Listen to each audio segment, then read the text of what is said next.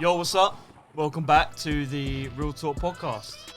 We're back in the same settings as Izzy Oakley, which I kind of like, but where are we today? We're in a new city. We ticked off a new city. Yeah, where are we? You tell them. We're in Birmingham. What's that accent? Very popular place. Very big. Fun fact: second biggest city in the UK. So is that a fact? it's a fact. Yeah. It's a fact. What's the third? Manchester. But Second, Liverpool. We're here. We've driven 3 hours to meet one of the goats in the music scene, as I like to say. I wish, man. I wish. No, I'd say so. I mean, I'm not trying to dick ride, but one of my favourite artists is producers.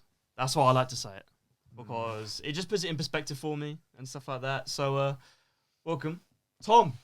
Better known as Timmy. Timmy. Or Tom, what made you come up with that name? How did you? Do you know what? My boy Viv, he always call me Timothy. He's like, oh, Timothy, and it just kind of stuck. Like, and I'm a big fan of South Park, and like, I like Timmy off South Park, the character. So it's like Timmy, Tom. Makes sense, really. Then, yeah. So yeah, mainly my boy Viv, basically Timothy, and just Timmy. Just stuck with me and just went with it.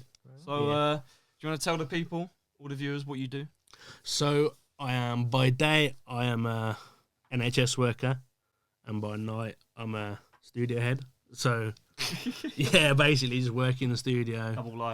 Double life, right? Exactly, man. Like, yeah, just heart surgery by day. And that's nuts. I mean, you must get like zero sleep, right? I mean, I sleep, but not well. Like, I start work at like 7 a.m. So, like, I get there at 7. I leave the house for like 6:15. Get there for 7. I'm there till 8. What PM? Yeah, 8 p.m. Oof. And then I get home and then I'm like, chill out, get some food, and then I'm on the computer till like 2 a.m., 1 a.m. working on music, doing stuff. I mean, you don't do 5 days a week, do you? Nah, 3 days. 3 days, yeah. It's 3 days a week. Yeah. But we have like an on-call rota, so it's like we can be on emergency call. Yeah. So like, for example, the other week, people were there from 7 a.m. Thursday morning till 8:30 a.m. Friday morning.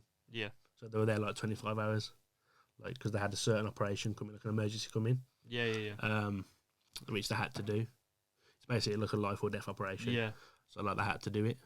So they were there. Does that like ever hit you? You're like, oh crap, this person. You know what? This could be the end for them. Yeah, bro. I've seen people like pass around the table, like it's on the operating table. It's crazy. Yeah.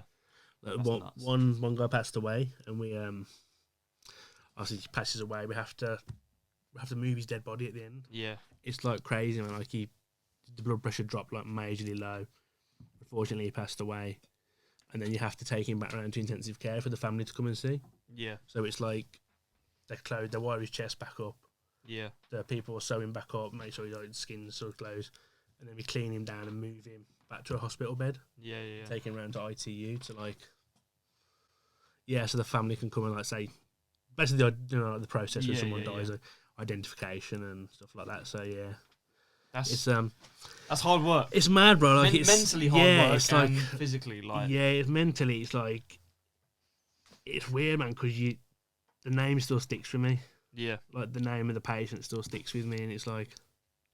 Do you get to see the family after as well? No, that's not like that's like the surgeon's job. Like they're the main people who are doing the operation, like the surgeons, the consultants, the anaesthetists, and stuff like that. That's like their job to like see the family and say, unfortunately. That's got to be a hard job. Like, right, mentally very challenging, right? I couldn't even imagine telling someone, sorry, I don't think any money's worth mum, earning. Dad, brother, sister hasn't made it yet. Yeah. Like it's that's crazy. But is it like a passion for you, or is it just a job you happen to hop in? It just happened to pop in, literally. It was just, I was fed up of my old job. Got sick of it, just had enough work in there. Yeah. And my friend worked at the hospital. He was like, oh, there's loads of jobs going at the minute, like, try apply for some. Yeah.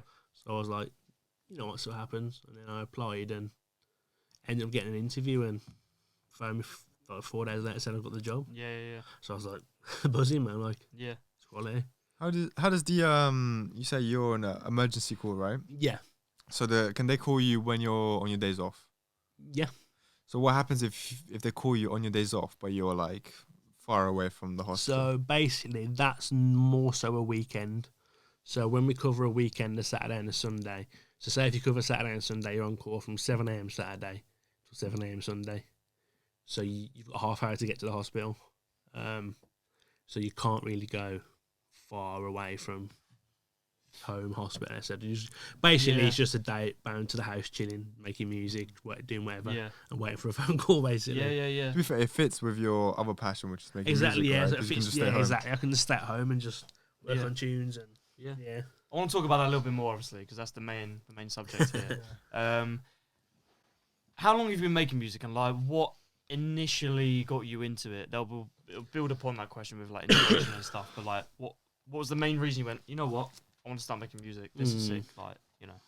So, do you want to go from like the complete start? Yeah, complete start. So, obviously, everyone knows I work with SX. Yeah. We've been friends for like 27 years. Yeah. Like a long time. He started off making tunes when he was, how old were we? God, I'd say 10, 11 maybe. Probably, was he younger? I wasn't even thinking about. Nah, I'm thinking like maybe 10, 11. He started making music. Yeah. I was always there, but I was always playing Call of Duty and COD 4, World at Wars on the Xbox. And then he just started to gradually go through different like crews in the Midlands, like went through like his first crew and his second crew. Yeah. He not crew, sorry, like a what's the word? I don't know what the word is. Like a collective, like a musicians, like a like working together. Yeah, like working together with collective. I not a band, like a I suppose like different. I was gonna say okay. crews. Yeah, I don't know what the word is, but he was just, and I was always interested. Like I'd always watch him, like, and what are you doing there? How do you do this? How do you do that? Just gradually watched him make it. I'd dabble a bit. He goes, I'll try and do this, and I could try and do something. Yeah, like sort of learning off what you're seeing. I was just watching what he does. I suppose that you sort of did that in real life, whereas for me, like, you know, I learned off like Nick Mira. Yeah, of course. Like just watching the YouTube videos, Synthetic, and you know, all of them people. Nick Mira's probably one. Like, Internet Money changed the game so bad. Oh, 100%. How many people have tried to recreate that, like a collective? I think every person, like young person, I'm talking like 19 to like 23, 24, like wants to be in Internet Money. Like, yeah, literally, yeah. Like Internet, they're huge, bro. They changed everything. Like, they made internet-based production. Oh yeah, talking type beats, selling beats online and stuff. They made that like into a major living. Well, it all started with Taz Taylor, really. Of course, bro. Taz Taylor. Like, I mean, he doesn't even hardly produce anymore. He just runs the company and like. Yeah, he just produces. He just executives. He just does everything. Mental. Taz is one of the goats, bro. Have you seen his vlogs recently? Yeah. I've watched a couple, man. They're good. Yeah. He's so passionate as well. Like, I really fuck with him. I feel like he gets a lot of stick though. I feel like a lot of people have been saying he's so arrogant. He just cares about money and what he's doing. Like, but then you think of what he's built and the opportunities he's given people in terms of you know. Of course. You know, have you heard of a guy Mason Wu? He's produced for Leroy, all these people, right? He's like 15. He signed him and he's given that opportunity. He flew him out to LA and now he's massive. There's like young kids who are like, bro, 15. I wasn't thinking of production at 15. That's what I'm saying, it's great. 15, I was like playing COD. Yeah, exactly. You're just doing what any normal teenager was gonna do. Exactly. Like, I didn't plan. You know, I liked music back then, but I never thought. You know what? How do people make that? I'd listen to music, but like it wasn't like, like I wasn't thinking this could actually be a living. Like, and these young kids are just killing it. Like, it's so many placements. I don't really understand. I'm like, you know, obviously, I've taken a step back on production a little bit to be able to do like the content stuff, the podcast and everything like that. But even when I was doing production full time, it's hard to like break into it in that sense. Like, it's, you know, I was talking to Cody, Internet Money Cody. Yeah, of course, yeah. But it's not as simple as just going like, yo, let me join. Yeah, well, you know, I was sending them beats, sending them loops and stuff. But yeah, I don't know. It's a tough one, really. You've got to really be passionate and really work hard at it. Do you know what the thing is? Like, everyone's so good. Yeah, it's just everyone is so damn it's so good. easy now. You can learn it. You can learn it in a couple of months and then bro, make like top level stuff. Bro, everyone, like all the producers nowadays, they're all next level. Like, yeah, I mean, I want to. Zeno's an example. Yeah, Zeno, but Zeno is everyone who doesn't know Zeno is my guy. Like Zeno's great. He's in Florida, right? Yeah, Zeno's from Florida. I met Zeno. I want to say I'd met him a few brief times in different Discords. Okay, I thought you were saying personal. I was like, no. I met him a few brief times in other Discords, but we didn't sort of know each other like that. Yeah. And then we linked up in a Discord called Visiophone. Right. And we got close there. We got talking there. We became good friends. And then I'd always like when he'd be streaming and watch his production, and Zeno's got a mad ear for melody. He's not human. Like his melody ear is crazy. So is he like Messi of music production? Do you know what? Messi is the GOAT and Zeno is the GOAT, but Zeno deserves to be way way higher than he is. Like, it's incredible. His ear for melody is crazy. Yeah. Is that what stands out? For me personally, yeah. Zeno's ear for melody is like. You'll be like, I need someone to write a counter melody to this. I'm like, yeah, go literally. to Zeno, 5 minutes, you've got something back, and it's a full tune. It's like I'm literally, I was playing him a few beats that we've worked on together, like without his melodies on already. And he's like, let me add a melody. So I'm like, bro, do you think, man? Like he'd add the melody, and it'd all come together. Yeah. It'd be like perfect. Mental. I don't understand how that man's brain works. I'm like, I've gotten to the point now where I can hear it like. I know what's in tune. I mean, the typical thing is 808s, right? Try and put 808s in tune. Yeah, 808s are the worst. I swear I've got an ear for that I'm tone deaf, bro. I swear I'm like tone deaf. I can't hear it. Like, it's just one key off. I'm like, no, I don't know. Yeah, it's nuts. But Zeno's different levels, man. He's definitely got a good ear for it. He's here for hearing stuff in key. He's really good as well. He's nuts. And for sampling as well, Clinical is nuts. Clinical, sample he makes for drill tunes is Clinical is good, man. He's Birmingham as well, right? Yeah, not far from me. Yeah. Yeah, Clinical is definitely hard. Like he's sick. I do rate him. I don't know how he's not had drill placements with artists and stuff, big ones anyway, because he's very good. It's unreal. The only thing is though with samples is you got to try and get them cleared. That's the only thing. And if you're a small producer. It's quite hard to do that. Of course, labels can get stuff cleared and things like that. But doing it by yourself, like you got to contact all these different people. It's hard, but I have to respect it. But you said you worked with SX, a couple of tunes. Actually, one of my favourite tunes I didn't realise till the other day. I think we was talking on Discord. Was Going Through. Yeah. Produced. Listen to the album when did Things Change come out? June, I want to say June or July 22, maybe. It was summer, wasn't it? I was listening to the album and I was going, that's the one that stood out the most. And then I only recently discovered this man was the man behind it all. I was gassed. So, I mean, most of it, not all of it, most of it, yeah. Yeah. Whenever me and SX work on beats, like, I'll start an idea. Yeah. I'll put a bassist down. The good thing about SX is when he hears something, he can hear, like, one chord, two chords. Yeah. And in his head, he'll instantly know how the tune's going to sound. Yeah. Like, he can instantly hear it. That's the best thing for an artist to have. Yeah, really, but how does that come? Does that come through experience, or is I that have natural? No idea, but when I make a beat, I'm like, I don't know what's it going to end up like. Yeah. I think with both type people to be like, you know what, trust the process. Like, like whatever happens. Like add it bit by bit. But with SX, he can hear the tune instantly, and like he knows exactly how he wants it to sound. Yeah. And then he goes, can I jump on? And then he jumps on, and so I'll do chords and melody maybe, or add a few trinkets of little percussion and stuff, cat melodies and stuff like that. And then he'll just beef it up and just make it sound fire. Because that, I mean, it's hard to remember specific beats you made, but I want to see if you know, like, how did Going Through come about in that way? How did it come about? Was it just like you're in a session and a bunch of beats were being made? I started off making it at home, actually. It was, it started off as a really slow R&B type tune. That's completely different to what it is now. Yeah, like it really started off as really like a slow R&B. And then we're at this studio right now. Where we are now. And we turned it into like a pop tune at the time. Oh yeah, I remember you showing me that. I showed you the files, didn't I? The FLPs. We turned it into like a pop tune, and then we changed it into what it is now, like what it ended up being. So like went for 3 different versions, and then the third version was the one that stuck. Yeah. So that's sick. I do that. Yeah, that tune was sick. It's funny because I always listen to, being a producer now, like I always listen to music in terms of the beats now. Yeah. Beforehand, I'd be like, Dave is sick because his lyrics are incredible. Yeah, but then I can listen to something else and I'm like, that beat is amazing. Yeah, though. I don't appreciate lyrics enough now because being a producer, I don't appreciate it enough. So exactly, yeah.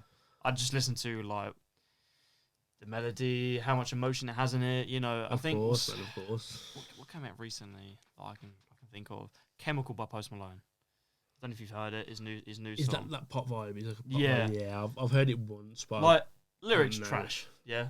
But the beat is incredible. I feel like it gives me a good vibe. Like you can see emotional guitar stuff. Like so to that, how does the as music producers, how do you feel if you go to an artist, you give him a great beat, absolutely outstanding beat, and they just make some trash lyrics, some absolute, something that's you can't really put out, and they kind of take it, and you're like, oh well, that's a bit wasted now.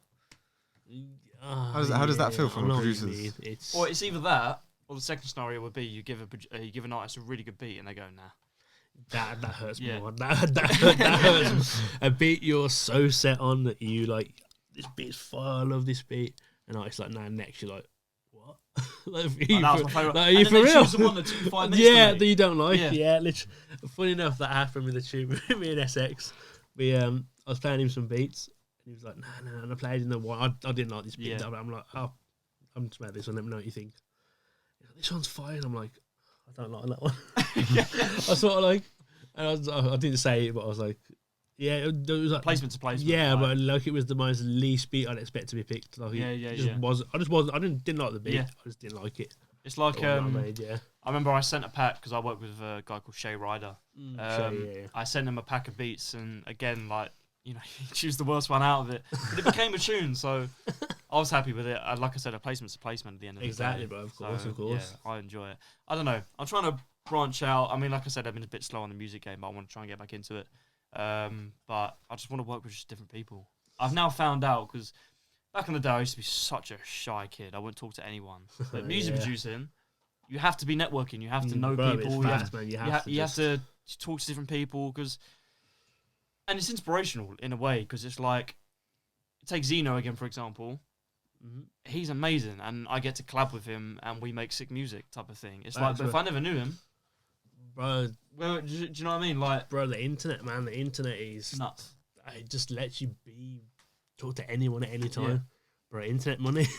that's what the whole name is. They sign people from around the world. They sign people off the internet. Like, they find people on the internet who are sick.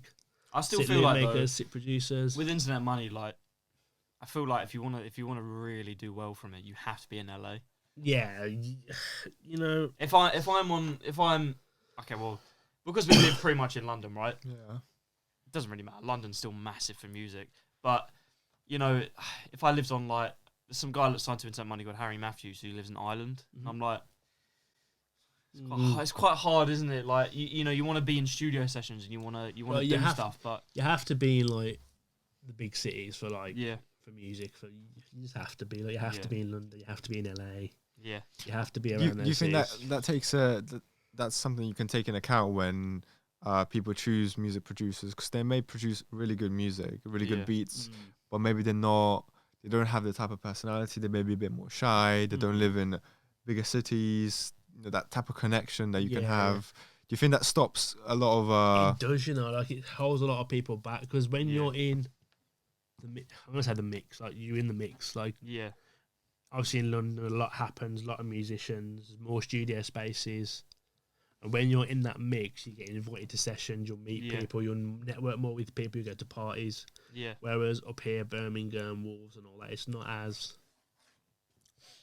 The scene's not. Yeah, it's not as there. big. Yeah, not as big. Yeah. It's not as big as London. Yeah. It's big, but it's like not as big as London, so you won't get to as many. Yeah, that's the thing. Yeah, you won't get meet as many music people really. Things you say that, but we're from London. We had to drive up here, right? Well, that is kind of true to what he's saying, because when we interviewed Biggs, he said that even though he's based between London and Brighton. And Brighton was where he went to college, right? Yeah. He would very often go up to Croydon or to London to have studio sessions with very big artists. That's where everything's like, yeah, London is it's popular. London is just like Exactly. so many musicians there, so many. Just because it's got so many studios. Yeah. There's like buildings specifically with studios, like people rent rooms. Like Yeah. obviously up here, we've got Pirate Studios, got all the different studios in Birmingham. I don't really know how many studios in Birmingham. I think is I've never actually been to a what's the term, like Pirate Studios, good studios, right? But then you get the proper like big like multi-million-dollar Oh, of ones, course, like, yeah. do you know what I mean? Of course. Like the big sound desks. Obviously, like, exactly. Like you've got London, you've got Strong Rooms, you've got Dean Street, Abbey Road Studios. Like you've got so many there. There's so many files. Are those big like multi-million studios, right? Pound studios. Those ones where you can't really book out. You just have to get invited to them. No, can you book out? You can book them out. Yeah, you have to have the money. Yeah, really. Like they're mad expensive sometimes. Yeah, they can be like hundreds of pounds an hour. Because I feel like in private studios, so we've only really been in private studios, right? Yeah. Pirate studios. People just come here and just play really loud and music. Of course, yeah. Do you know what I mean? Yeah. Do you know what? Pirate is a good, because it's open late. It's like one of those ones. It's like you 24 hours. Yeah, it used to be here, but like it's closed at 4 now. You can just pull up late on the night and just. If you want to work on some ideas, just work on some vibes, you can just pull up and just crank the music loud. I feel like it's become a place where people can just chill out as well. Yeah, like, basically, yeah.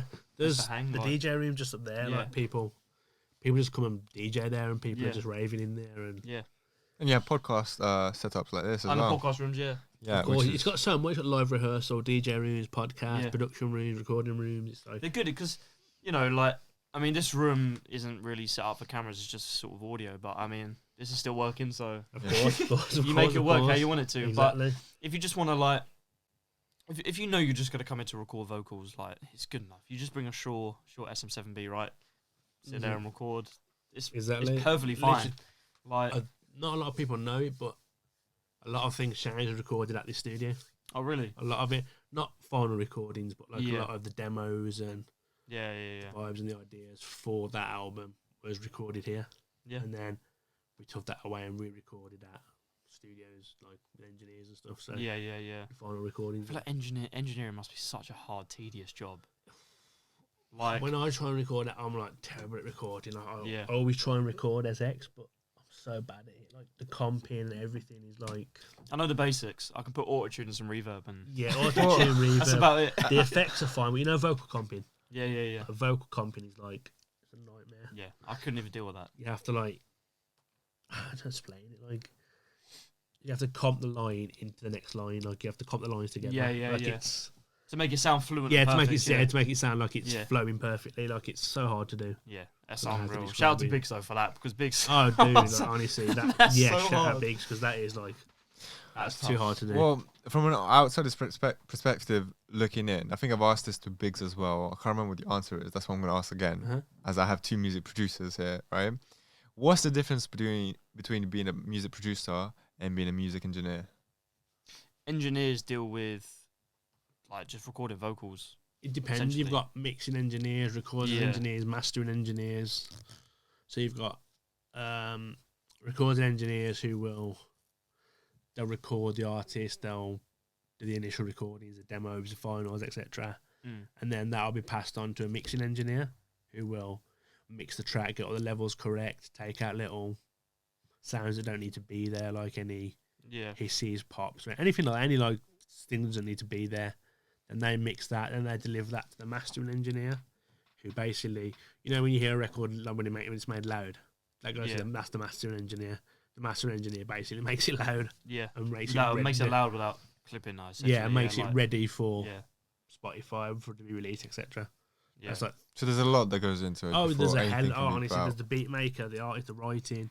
So you make the beat, there's the writing, recording, mixing, mastering. There's a lot going into a project that you don't see. You don't see, like. People don't appreciate the work. The average listener is just going to listen and go, that's a cool song. Yeah, that's a cool song. And that's it. Yeah, like it's, there's so much gone into it behind the scenes. But do you feel like you guys, to some level, maybe a little bit undervalued, underappreciated when you work in a project and, obviously you're not the artist, but most of the credit, pretty much all of the credit from the public goes to the artist. Like, oh, there'll be 100%. people saying, "Oh, like, look at this song that Lil Wayne made," or Lil Wayne.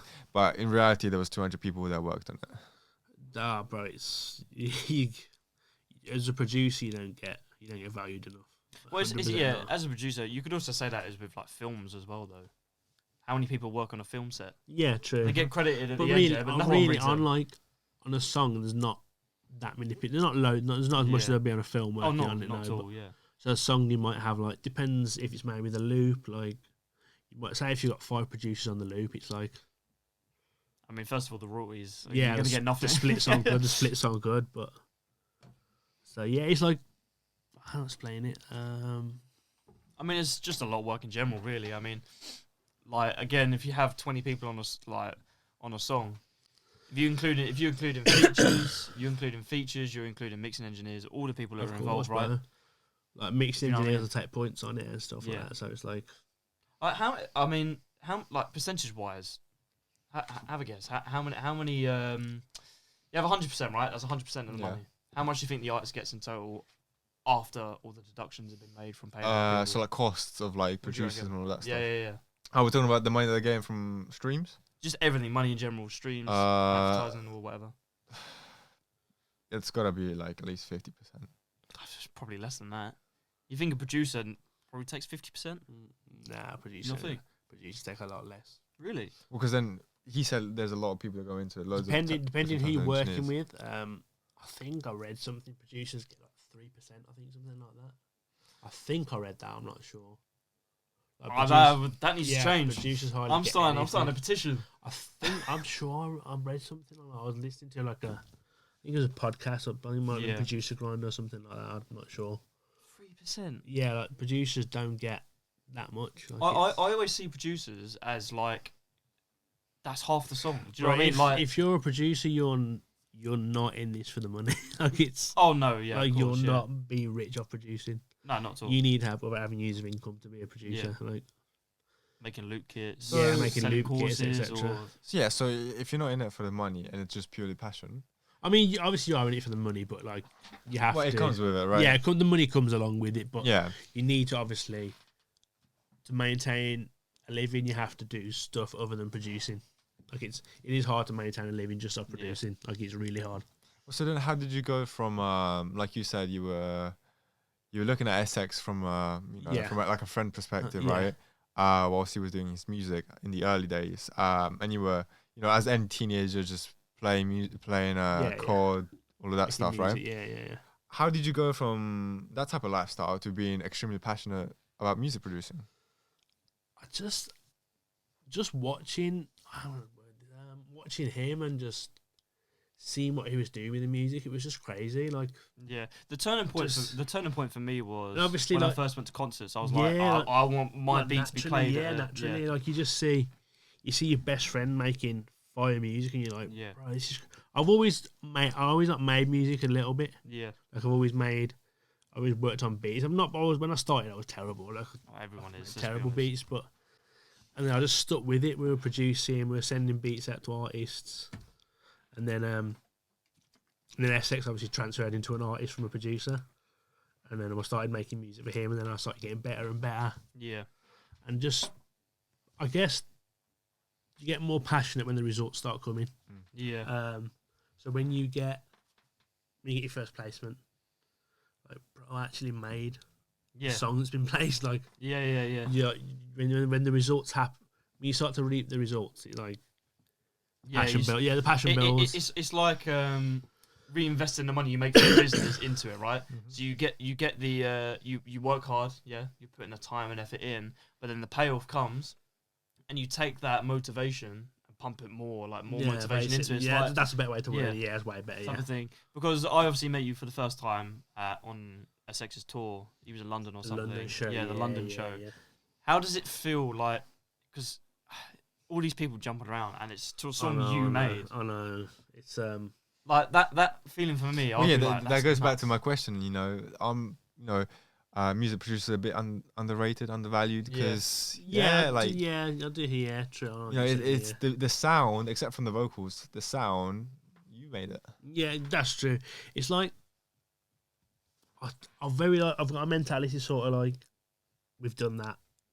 What's next, sort of thing. Like, I don't like to get caught upon the same thing for too long. Yeah, like, I'm like, it's good to enjoy it in the moment. Yeah, and like, then go right now. We need to work on the next thing. We make a song. I'm like, yeah, it's fire. We listen to it on repeat for so long, and I'm like, new ones now. Like, bored of it now. On to the next. Like, yeah. Constantly moving forward, looking ahead. Like, I always say to SX, like, we always like, when it come out, I was bored listening to it. Things change. Like, we'd heard it so much. Like, it's even through rehearsals.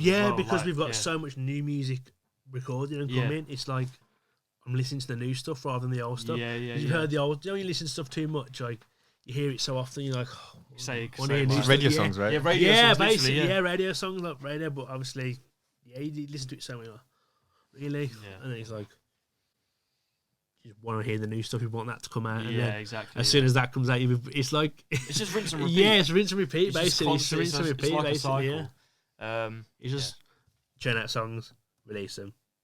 Churn out new songs, release them. Yeah. I like that process though. It's exciting when you come up with new stuff. It's like fresh new stuff to perform, to do, and then after a couple of months, right, scrap that. It's like, let's go again. You're probably bored of it. Like, it's so true. Like, people get bored easy. Like, it really is.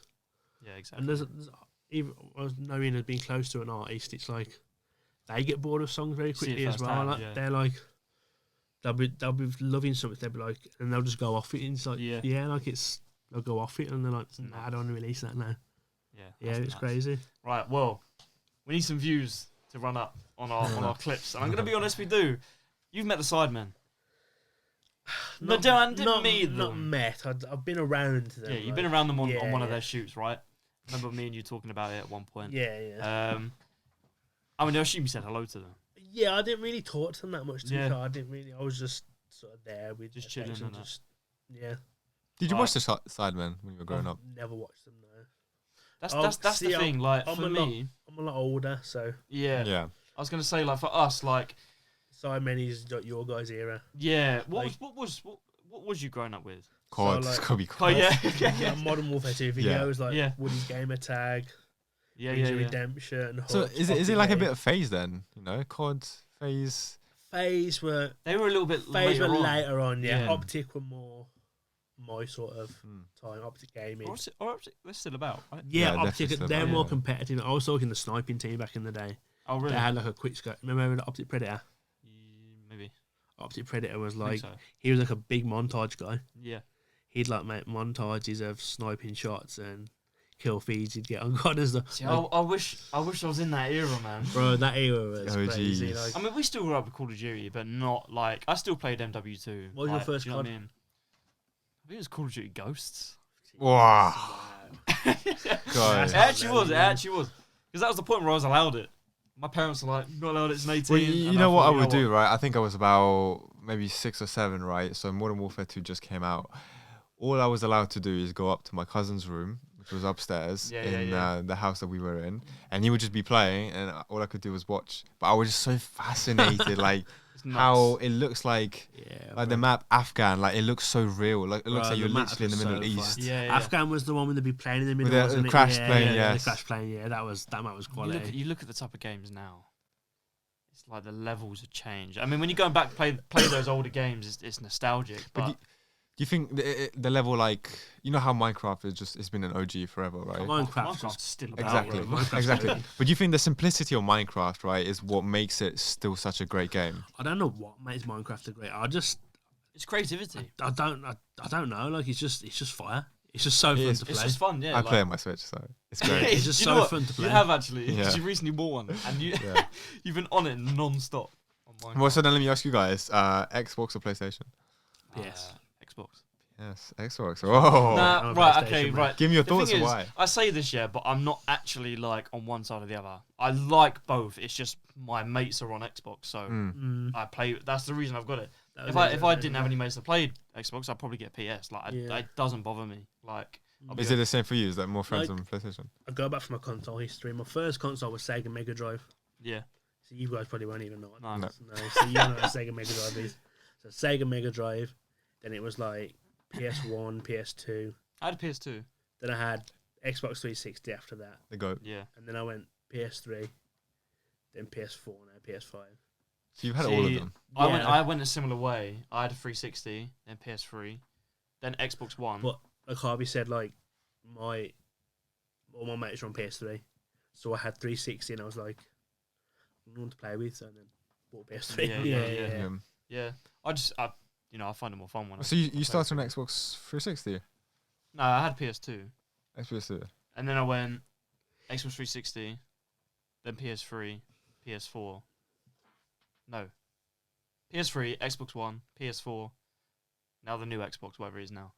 What about this is the one that I started with, the Game Boy. Did you guys were ever on it? Yeah. But I had the brick Game Boy. Well, the one like a flip phone. Nah, the brick, like that big, like that thick. Ah, no, I've never had that. brick, I had yeah. like the flip phone. Game Boy Advance, yeah. No, the amount of Pokemon I played on that. I used to have a DS. That's as far back as I go. Pokemon Red, Pokemon Blue. Oh, they're all of them. Pokemon Yellow. I had the little cassettes. You had to put it Yeah, back. yeah. Like, those are the legendary. And the thing is, you put them in, it will never work. So you have to just blow the air out exactly. Put it back in, Yeah, I remember doing that. Blow the back of it, put it back in, it works. What about GTA San Andreas, right? Did you play that? That's probably my all-time favorite game. So did you like? I had this, right? But I don't think you had this, right? But did you have like a folder with all the cheat codes? Where I had a piece of paper tucked in the case of the game. All the money glitches. Oh, you just I don't know how I was found them. Glitches, armor glitches, flying cars drive on water, everything. They still have that now. Yeah, but you're more likely to get banned. More likely to get banned. So the days are gone where the cheats were so good. You could do so much with them. It's crazy. It is nuts. The thing is, gaming's different now. It doesn't feel the same. I don't know whether it's because everyone's getting older and the generations are going away or whatever, but I just don't feel like gaming's the same. Like, what are the big games now? Minecraft still, Fortnite. What else is there? COD's still about. It's just is that popping though? Is it still big? Everything's battle royales now. It's all. I don't like it though. I don't like battle royales. They're just actually one game I have been playing loads. Overwatch. I don't mind them. I'm just like bored of them. Like there is a bit too much, right? Pick up items. Yeah. Zone closes. You move in. Get third party. It's like, well, that's the thing. I just don't want to do it. And it's long. I like fast-paced games. Call of Duty, I run around and shoot people. Like if ever I'm playing card, I'm never on Warzone. I'm always on multiplayer. Yeah, same. Like I'm always either if I'm playing, I play FIFA. Yeah. I never play online on FIFA. I always play career mode. Yeah. What other games do I play? That's about all really. Card and FIFA. Destiny 2. I play Destiny. Oh, how long have you been playing Destiny 4 though? Are you an OG? Yeah, I've been since Destiny 1. So was I. See, I was a Destiny 1. I played it. I must have like stupid amount of hours and days. I think we looked at one of the boys I play with. He was looking. He could see the hours we'd all played on there. Yeah. I think the one guy who we play with had like 6,000 hours on Destiny 1. Mental. I think I had like nearly 2,000. Yeah. I was probably around about the same on there. Yeah. Destiny 2, I didn't play as much. I probably played that more. I think. Actually, no, that's a lie. Maybe online. I sort of like I was doing other stuff then. Like I started work and was doing stuff, and so it was like Destiny 2 wasn't a game that I played from the start. I started it and then stopped playing for a bit, and people got ahead of me. You know what it's like with Destiny. If people get ahead of you, it's so hard to catch up. Yeah, that's it. It's so hard to catch up. Because you've got to play it consistently. Because they always change the flipping light level or whatever it is now, power level or something. It's like you got. It's a grinding game, right? So you do one strike, and you're like, right, let me do another one to get better gear. It's facts. Do the next one, and then raids. So every time a new season comes out, like a new expansion, the level changes. So you get set back to a certain level. You have to re-level everything up. It's like so hard to do. I think the last expansion is coming out. It's out. Is that already? Lightfall, yeah. Is it Lightfall, yeah. Lightfall's out. I kind of want them to make a Destiny 3. Yeah. They won't. They won't. They will. You reckon? Yeah, they will. Which is, the thing is, it's still one of the most played games. Like. It's I think they've got. I was reading something. I think they've got maybe one more expansion after this before. Oh right, the game's sort of wrapped up. Yeah. But as I read that, but on the other hand, I also read that Destiny 2 is gonna expand even more. Yeah. So I'm not sure. Like, I don't. I haven't. I'll be real. I haven't played it in so long. But if they think is, that's because I'm so behind. If they bring out a new game, everyone's fresh. Yeah, exactly. So then I'll be happy. Basically, like the expansion is the new game. Yeah. It sort of like takes you all back to the same level. Yeah. But then it's like got to level it all up. Yeah, exactly. I don't know. I do rate it. Rainbow Six Siege as well. Talking about games, I think the go of all games is GTA 5, right? Is it not? Not for me. Not for you. You don't play GTA 5. Not really. Why is it? Is it too long? GTA 4 was better for me. GTA 4? I prefer GTA 4 to GTA 5. Why? Yeah. I don't know. I liked it better. I love the online. I don't like the online on GTA 5. I don't like the... To be fair, you load into... free your own world and... You load into GTA 5 online, you get blown up instantly by it. Yeah, nowadays. You can't do anything. On GTA 4, you had specific game, Team Mafia work. Did you ever play that? Which one? Team Mafia work on GTA 4. No. Online. So you go online, you get put in teams, and you get... So you're obviously in the whole map, and you get certain missions come through. And you all have to compete for those missions to make money. Yeah. Whoever gets the kill, whoever drops the package off, picks the person up, drops them off. Yeah. The team who do that get money have to fight each other to do it. All right, okay. So it's like whoever the winner is at the end has got the most money for doing the most jobs. Yeah. Like Team Mafia work, basically. That was so fire. Me and my friends used to play that loads. They're bringing San Andreas to VR. Oh, man, Yeah. awesome. I can, if I wanted to, I can literally go rob someone's car. Yeah. I can do a drive-by, like, On VR. in person, literally. Like, San Andreas is... I'd say that is probably my all-time favourite game. But that's close. I'm in The Sims 2. Sims 2? Love Sims 2. Sims is a weird one for me. I remember I used to play it with my parents when I was younger, right? But I saw this whole TikTok. I was spiraling. You know when you just sit on your phone watching YouTube TikTok, you get a loop of watching random shit. I saw some like scientists going like, you know, with AI what it's like now, because it's scary what it's like now, right? The Sims they're trying to implement AI into Sims, meaning they could gain a consciousness, and then they could make a game within a game. A game within a game. They can make the Sims within the Sims, Game within a game. and then they start like making AI, and then they make a game within a game within a game, right? And it's a spiral. Mental. Are we at the start of the game, or are we at the end? Do you know what I'm saying? That Simulation thing. Well, I feel like by the time we die, by the time we're like 80, right? I think that's when that type of thing might start, right? Those like AI, artificial intelligence start to do their own thing. So, you know, I'm just going to ride out the next 60 years. I think it could be sooner than that. Yeah, I think it'll be a hell of a lot sooner. Have you seen what Snapchat AI can do?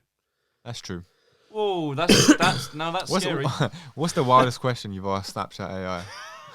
You want to go into depth? I don't know. I've asked it some wild things. It's come back with some answers. Most of the time, it comes out with, sorry, that's inappropriate. Yeah. I haven't even got a Snapchat. You don't have a Snapchat? Do you know what? I don't. Never had it. Did you grow up in the Snapchat era? Not really. When did you do your GCSEs? What year? 2008. 2007, 2008. Whoa. Yeah. That's nuts. Well, we never took our GCSEs. Exactly. Good point, that's COVID. crazy. Exactly. Yeah, COVID. So yeah. I'm 30. I'm 31 next week. Yeah, so you definitely didn't So like grown up now, now. but like I'm way ahead. Way ahead of time. Yeah. Oh, well, that makes sense. Why, you know, Snapchat. So what? Instagram? Is that the one? Facebook was the first social media.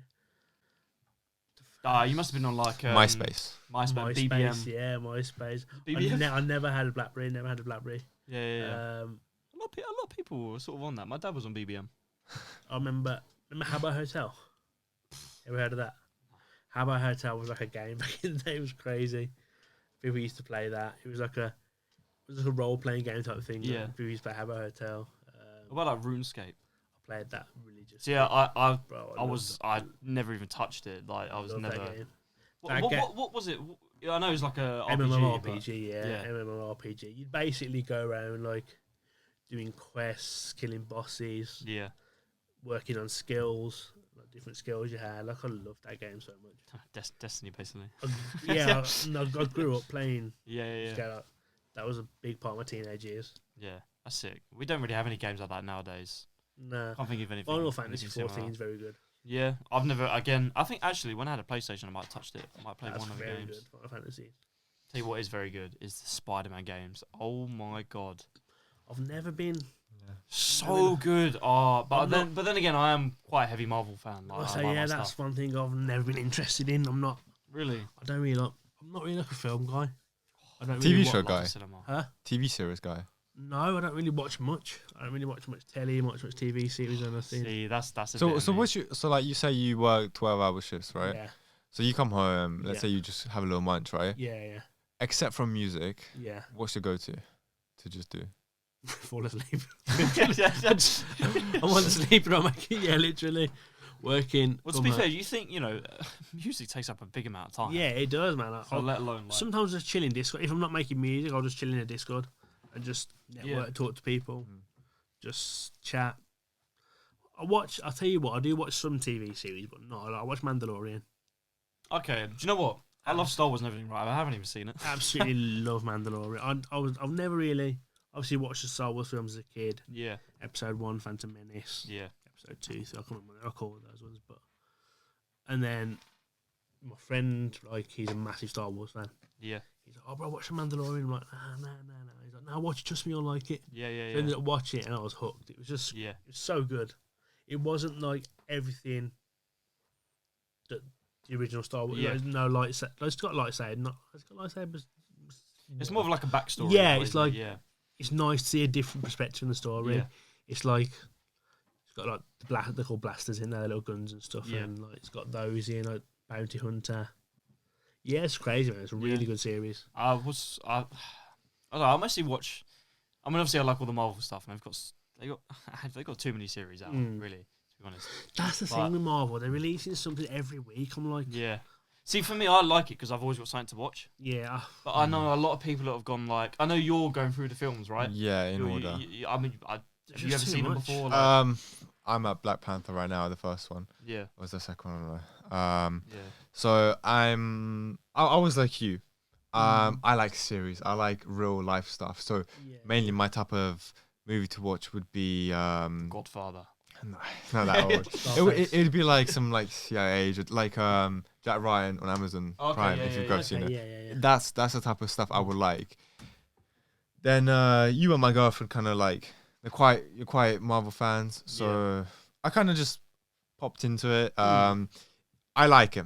Overall, I like it. I still can't really get over the fact that it's just not real. Yeah, that's the thing. That's the fun about it. That's the game changer. More like you like the real life story, like real like so like based on true stories, based on real things. Yeah, so like an actual CIA agent. Yeah, of course. That can fight, and he goes to like I don't know. I can see space. That makes sense. You're a John Wick fan.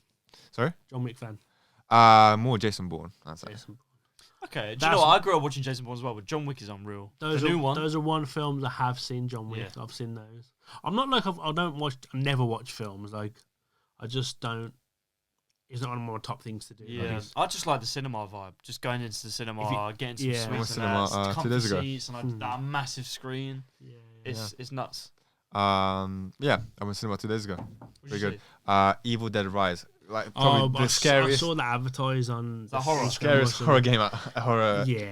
Right, you must have been shitting yourself. The one scene on like the adverts of the trailer. She's like, because mommy's with the maggots now. Oh yeah. But I can't. Yeah. Do you know what? The most horror thing. I mean, I don't even class it as horror. It's Stranger Things. Season 4 would be classed. It's a bit more. You know what? Well, that's so good. It's good. Yeah, the quality is great. But then again, like I said to in the Marvel opinion of mine, I can never love it as a 10 out of 10 because it's not realistic. Do you know what I mean? If something was realistic, I can class it. Well, things would have happened. Like like I said, I go back to this example. But like, if you are like an agent, like a spy, right? There are spies around, who go and do some stuff that's kind of nuts, right? So the fact that could have actually be happening, as as we're just going out about our day, that's what I like about. So like Stranger Things, Marvel, I like them, but they can never be a 10 out of 10 for me. Yeah. No, I hear that. I mean, the amount of it's disgusting. The amount of money Marvel made. Marvel. It's disgusting. Killed it. It's nuts. Because there's so many characters. There's so many different characters from the comic days and everything. It's like pick up Stan Lee. Yeah, bro. He made so many characters. He was literally he was writing the stories in the middle of a war to entertain people. And now look at what it's become. Yeah. How nuts it is. Like, how When much did he pass away? money? Like, it was a year ago, 2 years ago? He was 99. He didn't reach 100, yeah. How long ago was it? passed Like away? 2 years? Or yeah, he passed away about 2 years ago, like yeah. 1 or 2 years ago. Yeah, that's nuts. He's one of the goats in the scene. Yeah. Also, you know what's nuts? The Black Panther guy, Chadwick Boseman. Chadwick Boseman, Yeah, he yeah, had yeah. a form of cancer, didn't he? Yeah. Yeah. I mean, he was filming his films with the cancer and didn't tell anyone. be It's like sad, man. Well, if he told someone, then he probably wouldn't have got casted. You for could those see films. Yeah. towards the end of his life the weight he lost. Yeah, Yeah. You could tell, obviously, no one obviously knew at the time it was obviously cancer, but yeah. yeah, it took an effect on But him. that's a quite. He went, but it's a quite good way to go out. You know, make a film like literally like. Oh, he's in Make the the most biggest of your films in life. history. Oh, bro, like, yeah, his films yeah. will always be huge. Yeah. Like he made People the most of remember, his people life. remember, That's it's a good crazy. legacy. It's a very good legacy, 100%. Exactly. So, I have a question. More so to the SX topic. So you, except from him being an artist, right? He's also a really close friend of yours, Yep. right? And how often do you actually get to see someone like SX as just like to hang out or as a friend? As you know, he's We were everywhere. literally most days. Most days. Most days you're together, yeah. Like, Wouldn't he be busy? You know, going places. I mean, yeah, he's busy Work. at times, but like whenever I'm not working, I'm with him. Like we'd rather go into studio or yeah. working on stuff, or go around his and chill and make music. More so, a lot of the time now, we always say like, we never meet up as friends much anymore. Yeah. Whenever we meet up, it's like we're always working studio. Yeah, but then that's both your passions. Yeah, so it's you both see our it as passion. something enjoyable to Yeah, do together. exactly. Do you know what I mean? Like, But we always say it like we don't just meet up as friends anymore. Like, go out and Yeah, like, go have we- something to eat Yeah, or like, just- we yeah. don't do that as much. Like we go out, get food, then go studio. Like it's yeah, not as much as but what we always say we need to do more. Just meet up and just go around here, go around mine, chill, just watch a just film. chill there. Yeah, literally, don't make the priority music when we meet up. Like priority, just chill together. Just like you said, watch a film, watch YouTube. Yeah, just chill. I mean, we do that on the odd occasion. You come around mine and we'll play Xbox, or do you know what I mean? Just chill. I mean, a lot of the time now. It's a Saturday recording this now, but it's usually every Monday evening we record the podcast. And then, I mean, you still work like Monday to Friday, so it's like, you know, on the weekends every now and then we'll do something or. Yeah, I guess it's like a beautiful, great thing that you and like one of your closest friends have something in common, and that thing that, of course, you know, that commitment that you guys have in common. For example, him being an artist and you being a music producer, it really links together. And us, of course, doing the podcast, it's great because it gives us an excuse to go to see each other, spend time with each other, right? Yeah, exactly. So that's why I think it's quite good when you have a close friend that is relatively in the same industry career as you, because then you never really lose that friendship. No, exactly. You're kind of forced to hang out together. Yeah. A lot of people do lose contact as they go on as well. So Yeah. if you've both got the same passions, all of that stuff, you know, it ends up working out. So. How do you ever look back from when you were at school and you're like, you know, you had friends or maybe you had bullies or haters at school, right? Yeah. And you look back and you're like, that was so irrelevant. Like, why did I even think about that? You know, look where I am now. I have a great job. I have great friends. I'm living the life that I want to live. Yeah. I was like, I've got Tourette's, so I had tics at school. Like I had vocal tics, motor tics. So at school, I was sort of like, I don't know, could I call it sort of thing? Like, I was always twitching my head and making noises and stuff. And like people, you get people take the piss and stuff like that. Yeah, of course. Yeah, I mean, horribly even now. Even though it's like, much more. like everyone knows. Like you know what I mean? Everyone like. Yeah. But so looking back at school, I'm like, I'm glad to be out of there. Like I wouldn't go back to my school years if I could. Yeah. Like now I wouldn't even go back to it ever because I really didn't like school. We didn't get on well there. Like didn't really like the people I went to school with. Did you go through school the whole time with SX as well? Was it the same? No, type of thing, so we or? went through primary school together. Right, and I see then what he you're went saying. to a different secondary school. I was gonna say because like you know, it's quite respectable having that. You know, I mean, I've always had a close friend like mine since I was like 3 years old. Same thing, right? Yeah. Like to have that someone that's always there for you and you're always there for them type of thing. Yeah, of like course, no of matter course, what, yeah, like of course. do you know what I mean? They always back you up and that Facts, type of bro, stuff. facts. So yeah, I was just wondering like. So yeah, we went through primary school together, and then he went to a different secondary school. Yeah. I was at the one, he was at the other. We still saw each other through that time. We used to rollerblade together. Yeah. We used to, you know, like not aggressive inline, like roller skating, like grinding on rail, or jumping ramps and stuff. We used to do that together. Yeah. So there was a park in the town by us, and we used to go skate there. We used to do loads, man. We used to like do sleepovers and stuff, play. So why didn't you go, or you went to a school? Why did you guys go to different schools? I don't know. I have no idea, honestly. I guess his mum just wanted him to go to a different school. Yeah. I don't actually know why. Like, I've never actually asked him that question. Well, it's the same as a lot of people, even me with people in primary school. Like, I mean, I don't really remember them now, to be honest, but I used to be really close to people when I was younger, and just because you didn't go to different schools, you don't stay in contact. So it's I think it was because I went to the one school because it was closest to me. It was the same with me, yeah. I literally used to live 2 minutes away, and I could walk down the road when I was at school. Like, it was... Yeah. Do you think... You said you didn't really have a great time at school. I assume that's more high school, like high school, right? Primary school was. I love primary school. It was great. Would you say you're not like conscious enough? No, exactly. School to even you know what? I didn't like... start having tics until I was 9.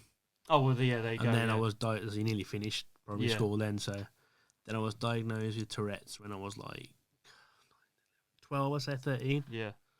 Yeah. So that high school was like. Was horrible, man. Yeah. It was like, would you say like your friend Essex not coming to your school since you were so close to him kind of played a part in you not having the best experience in secondary school? Because if you had such a close friend, would it maybe you would have had a better experience? Not really, no, because I still saw him a lot. So I still sort of like, because obviously there's 2 schools really close together, like in the area sort of thing.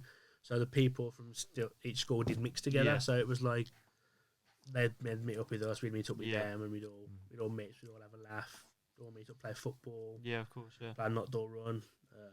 Knock-door run is? Yeah. Knock down ginger. Yeah, we call it knock down ginger, knock-door run. You knock on the door and run off. And people dance to it, like, just random stuff like that. They'd all meet up. But, like, it wouldn't have an effect on me, no, I don't think so. Yeah. No, definitely not. Because like when I came into, so I'm Italian. Yeah. I came in England when I was in year 5, so I was 9 years old. Yeah. So I did year 5 and year 6, and then I already had friends by then. Yeah. When I moved into secondary school, and it was kind of like we would all talk to each other. Everyone in different classes would be like, "Oh, so what school are you going to? Are you going to come to my school? You come to this school?" It wouldn't be like a certain thing, but we would try to make sure we would all go. If we were in the same class, we'd kind of all go to the same school. Yeah.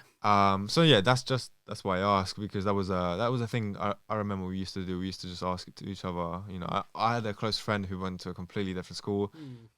I haven't spoken to him since.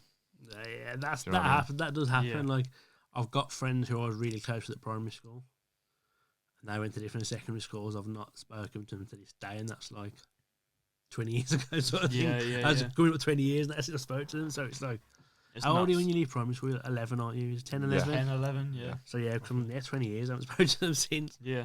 I randomly sometimes I'm just sitting there at night, I'm scrolling through my phone, I'm like, I wonder if they're on Facebook. I'll search their name just to see if they're still around. Like, or see if anyone's a mutual friend. Doing, just see if they're a mutual friend with anyone. Yeah. Have you ever heard? Because I hear a lot of people have like school reunions. No, I've never had a school reunion. Because I think an American primary thing, school set one up and just it flopped. No one. They tried to do one at my secondary school. Yeah. I don't ever know if it happened. I'm not sure. There was a big Facebook page about it. Yeah. But would you ever go to like a reunion? Nah. I wouldn't. I just don't. I mean, secondary school maybe. Primary school, I don't. No, I don't really care what they're doing now. Other than certain friends I still talk to from secondary school, I'm good friends still with. Yeah. But other than that, I'm not really bothered about anyone else. No, yeah, exactly. Well, I'm not really bothered about them. That's it. Well, because we just finished college. GCSEs within 3 years, and we've seen through, because we follow pretty much everyone that we knew in our year, right? Yeah. And a lot of people have changed. They've changed personalities. A lot of They've people changed even friends. within a year. It's growing up, bro. It's part of growing up. Like Exactly. So do you think you changed a lot since you've left?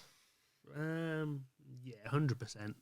I don't know how personally, but like you'd have to ask people around me how I've changed. But I think everyone changes. It's just part of growth. You change every day. Like, everyone's always evolving. You're always learning new things, figuring out new things. And that never stops. No, like you never stop evolving. So. If you stop evolving, like you can't because you get new experiences every day. You learn something new every day. Yeah. Every experience is different, so you can pick up and take something from every experience. Yeah, definitely. Well, personally for you, moving on. Obviously you worked with artists, like very big artists. What are your plans for the future? Let's say within 3 years' time. What are you looking to achieve? Your main goal? I want to be sustaining, living fully from music. I want to not have to sort of like work the day job to, as well as doing music. I want to put my 100% into music. Sort of thing. A little side topic to that, like. It's so hard to be able to make the decision to leave your job. Yeah, tell me about it. Because there's commitments. Exactly. You're like, exactly. Do you know what I mean? When you have a job, like that's a source of income. If you know that's a source of income every month. Yeah. Whereas music, 1 month you might get some, next month might be quiet. Yeah. You might get nothing. So it's like, keep it sustainable. Where do you? You have to know what you're going to be getting every month. It's tough because I want to, obviously, the podcast and making content and music as well. I want to sort of do full time. I want to make content around music. Yeah, you just want to just, everything. Totally I get a lot of people say, you're young, just do it and stuff like that. No, it's not that But easy. I need the money to be able to fund the equipment, to be able to travel, to be able to... I'm like, I can't. You need the money to travel, you need to, obviously... Whereas you live with your parents or whatever. You have to pay them, rent, you have to pay food and stuff like. But it's not easy to just say, just quit, you'll be fine. Like it's not. I need the income to be able to invest into promotions and advertising. Yeah, of myself, course, bro. Like it's hard, and things like that. And it's tough. It's hard to make that decision. Of course, bro. Of course. You need to be able to think the turning point of where where it's going to happen. That type of thing. I had mine. I think. Someone from Biggs's group asked me, so at what point would you say you leave? Because mine's a bit more like a professional career. So I work for a business, it's an apprenticeship. But it's usually what people would do after university or college, right? So I do that Monday to Friday. Yeah. And they asked me, at what point would you leave to do this full time, to become the podcast, helping Harvey, doing it full time?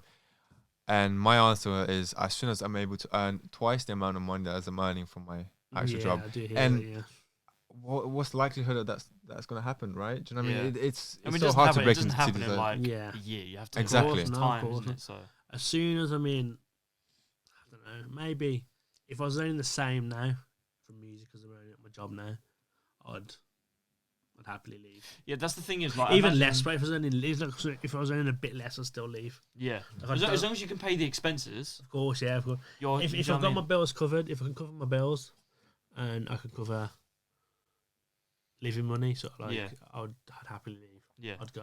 The thing is that the amount of time you're going to gain back from those 13-hour shifts 3 days a week. Of course, yeah. Imagine all those hours you put into studio music sessions, traveling, you make loop packs. It just generate the time is money. Like, bro, I really fuck with like the YouTube guys. I don't know if you work with many YouTubers, but there's people like J Cactus, LLB, Ocean. I really fuck with all those guys. Yeah, they're like killing it, man. Like, they're doing so good. That content's easy because you might have I say a session. You're at your house, right? You're just by yourself making music like you normally do, right? You could do that, but just record it. Yeah, basically record yourself making music. It's two birds with one stone. Or stream it. Do you know what? I've always wanted to stream like. I might be sitting making music for like a good couple of hours. I'm like, I could have just streamed that. People could have hopped Streaming's harder because Twitch, Twitch is hard to get people onto. Twitch is hard to build a Twitch channel. Yeah, for sure. Well, it's hard to build a YouTube channel, but it's just algorithms, isn't it? You've got to get the algorithms right. It's the algorithms and it's networking, especially with the podcast. Like, of course. I started off. I made a song with Shay like years ago, so I knew Shay already. Yeah, yeah. But then I found out that Shay knows this guy called Harry, who Harry was the cameraman and stuff for like some of the Phase people. Okay, so yeah, he was out in America, yeah. and Harry is now back in the UK living. So I was like, oh, let me ask Shay, maybe he can get us in contact, that type of stuff. Yeah. We did one with him. Now the goal is like there's two routes we're going down. We go down the YouTube route with content people, and then we're also interviewing people like yourself, Biggs, down the music route, producers. Yeah, of course, because that's my passion, and they're the ones I really enjoy. Whereas like we've had Jason Greystone on, who was more yours, like financial stocks, all that stuff. So it's just different perspectives. Yeah, and of course, that's what I like. So it's networking. It's good to get different perspectives of the way people see life and stuff. It's great to. It's like if I never stayed longer that night on the show, he never met me. Yeah, never met me. This would have never happened. Do you know what I mean? Literally, exactly. So I don't know, networking and like you say, algorithm wise for content is so key. Like, it really is. Because from my perspective, I do this for fun.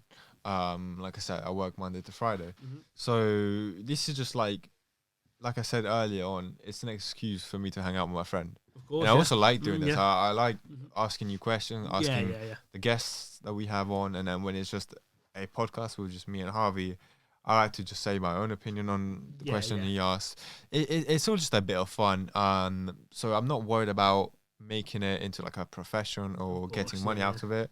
It's just like, just enjoy fun. doing it, bro. Enjoy doing it, exactly. If it's something you enjoy doing, like, keep doing it. Like, if you enjoy, would you say it's your passion, or you just really enjoy it? I feel like it comes very naturally. You know when you learn like a new sport, right, or learn a new game, of course, and you naturally get good at it. Within you just enjoy the month. So this comes very naturally because I feel like I'm very good at asking questions. I feel like I'm very good at talking. That's why podcast, it's the perfect type of thing for me. Of course, yeah. Actually, with music producing, you definitely won't know this. I don't know if you remember this, right? Me and my friend Ted, we actually, in our school, there was, you had the music department, right? Yeah, of course, yeah. So we started off making music, making the worst in GarageBand, like the worst stuff that you can make, right? Yeah. And then, because Harvey was our friend at the time. Well, you and Ted have been mates for a long time. You go to the same school, you two? Yeah, we went. Not primary. Secondary, Yeah, and it was actually me and my friend who got Harvey into music producing. Oh, for real? Damn. And as my GCSE, you get to pick GCSEs that you can. I picked music producing or music tech, right? Yeah.